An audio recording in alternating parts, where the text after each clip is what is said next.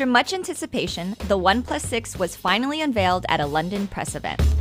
The phone's 6.28-inch display has the biggest screen of any previous OnePlus phone, but its overall size remains about the same as the OnePlus 5T before it. That's because the 6 now has a notch. Yep, similar to the iPhone X, LG G7, and Huawei P20, the OnePlus 6 has a black tab up top that houses the front-facing camera, in-ear speaker, and the LED notification light. You'll have the option to hide this notch though with a software update. The update will blacken the sides of the notch so you can have a more traditional looking alert bar. On the back is the OnePlus 6's dual rear cameras.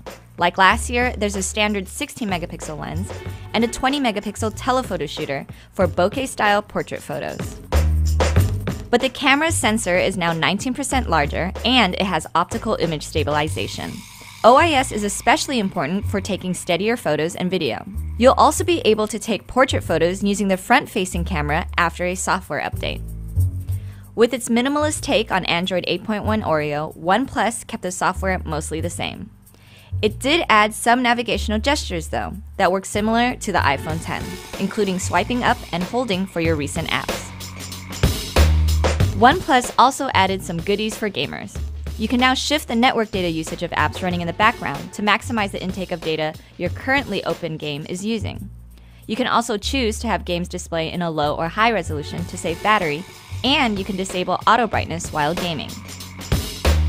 If you're interested in getting started with Google's upcoming OS update, the 6 is one of the first few phones that could run Android P beta. Lastly, OnePlus fortified the 6 to be a tad more water resistant than before. Now, that doesn't mean you can go ahead and dunk it underwater for any notable amount of time.